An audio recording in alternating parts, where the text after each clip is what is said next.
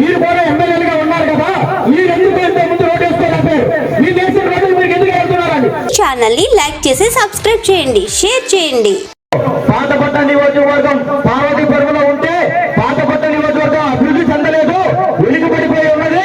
దాన్ని అభివృద్ధి చెందాలంటే శ్రీకాకుళం పార్లమెంట్ కి రావాలని మన స్వర్గీయ ఎర్రమనాయుడు గారు తీర్పుని శ్రీకాకుళం పార్లమెంట్ కలిపిన ఘనత మన పాతపట్నానికి ఈ రోజు ఆయన ఆ మహానుభావుడు ఎక్కడున్నారో ఆయన ధన్యవాదాలు తెలియజేస్తున్నాం.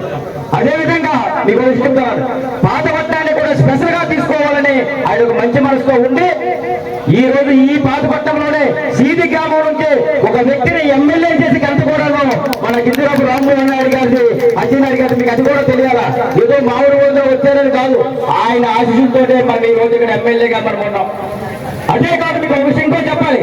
ఇక్కడ అభివృద్ధి కోసం ఆయన డబుల్ రోడ్ కోసం సుమారుగా 55 కోట్లని ఈ సీఎం గారితో దృష్టిలో పెట్టి ఈ రోజు డబుల్ రోడ్ కూడా మనకి తక్కువ టైంలో మనకు అయిపోయేది అనిపిస్తుంది. అదే కాదు, ఈ అందరికీ ఇంకో విషయం చెప్పాలి. మనకి సీటుకి స్టేడియం కోసం 2,50,00,000 రూపాయలు ఆయన సేకరణ చేశారు. సీటుకి ఆయన ఎక్కడ మన సీటు గవర్నర్ మనకి అధ్యక్షుల దగ్గర 2 కోట్లతో స్టేడియం పెడుతున్నారు. మీ అందరూ అనుమానం కావచ్చు, మా నాయకులు గారు అనుమానం కావచ్చు. ఎమ్మెల్యే గారు సీటీ గ్రామానికి ఎమ్మెల్యే లేదా పాతపట్ట నియోజకవర్గానికి ఎమ్మెల్యే అంటారు. అన్ని దగ్గరలో కూడా అభివృద్ధి పనులు జరుగుతూ ఉన్నాయి. ఆయన ఆశీస్సుతో ఇప్పుడే చెప్పాను మీకు, నేను ఎన్నో రోడ్స్ ఓపెన్ చేశాం. ఇప్పుడు పిఎం జన్మ పిఎం జన్మ హాస్టల్ ఆయన చేతులతో అవుతుంది.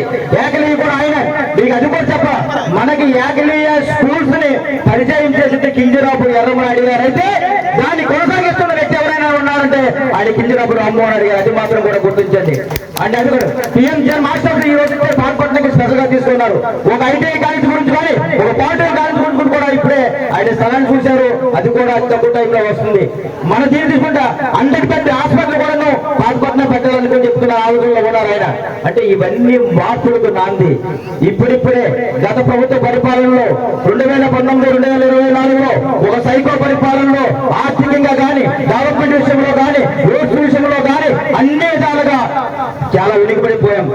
ఇక్కడ ఉన్న చాలా మంది రైతులు కూడా తెలుసు, ఇక్కడ ఉన్న చాలా మంది అన్నతమ్ములు అక్కచెల్లు కూడా తెలుసు. వాళ్ళు చేసింది వేరు, వాళ్ళు మాట్లాడింది వేరు.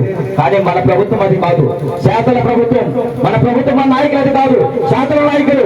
ఆయన కూడా మనం చూడండి, రామ్మోహన్ నాయుడు గారి ఆశీస్సులు ఉంటే మనం ఎట్టి పరిస్థితుల్లో అయినా పాతపట్ట నియోజకవర్గం కొత్తపట్ట నియోజకవర్గంగా మారి తీరుతుందని మీ అందరికీ నేను తెలియజేస్తున్నాను. అచ్చెన్నాయుడు గారు కూడా మనకి బజార్స్ ఇచ్చారు, మనకి రైతు బజార్లు కూడా ఇచ్చారు ఆయన. అది కూడా అతి తక్కువ టైంలో ఓపెన్ అవుతుంది. మీకు ఈ రోడ్స్ అన్ని చూపిస్తున్నాను. ఇప్పుడు కూడా ఎన్నో సంవత్సరాలుగా, ఎన్నో ఏళ్లుగా మీకు ఈ విషయం చెప్పాలి. తక్కువ కాదులు అనుకున్నట్టు ఈ ఊర్లో కూడా రోడ్డు ఉండవు.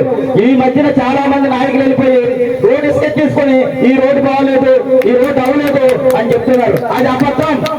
రోడ్డు అవ్వకపోతే మీరు కూడా ఎమ్మెల్యేలుగా ఉన్నారు కదా, మీరు ఎందుకు ఇంత ముందు రోడ్డు వేసుకోలేకపోయారు? మీ దేశం రోడ్డు మీరు ఎందుకు వెళ్తున్నారని అది చెప్పవలసిన బాధ్యత అందరూ తెలుసుకోవాల్సిన విషయం.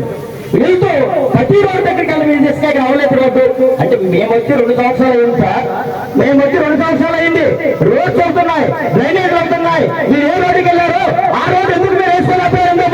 ఇంతకుముందు మీరు కూడా ఎమ్మెల్యేగా ఉన్నారు కదా, మీరు ఎందుకు వచ్చేప్పుడు నేను అడుగుతున్నాను. మేనేజర్ అంటే వేస్తున్నోడికి, పని చేస్తున్నోడికి, నడుస్తున్నోడికి కాలంలో కాలు పెట్టడం, ఈ కర పెట్టబడి దానవాయితీగా మారిపోయింది.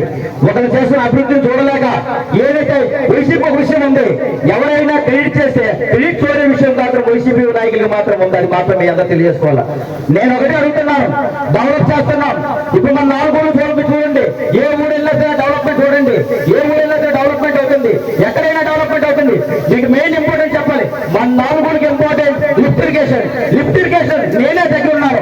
సాక్షాత్తుగా మన కేంద్ర మంత్రి రామ్మోహన్ నాయుడు గారు, అచ్చెన్నాయుడు గారు ఇద్దరు కూడా లెటర్ పెట్టుకొని సీఎం గారికి ఇవ్వడం, నేనే ఉన్నాను, కలెక్టర్ గారు కూడా ఉన్నారు, ఆయన కూడా ఉన్నారు, ఇవ్వడం అనేది అయింది. అతి తక్కువ టైంలో నేను మళ్ళీ చెప్తున్నాను, మరో 1.5 year లో మనకి లిఫ్ట్ ఇరిగేషన్ కూడా కంప్లీట్ అవుతున్నాయి. మన పొలానికి పుష్కలంగా నీరు వస్తుంది. అది మేము ఇచ్చిన హామీ, అది దానికి మార్పు అయితే అయ్యేదని మీరు అందరూ తెలియజేస్తున్నాను.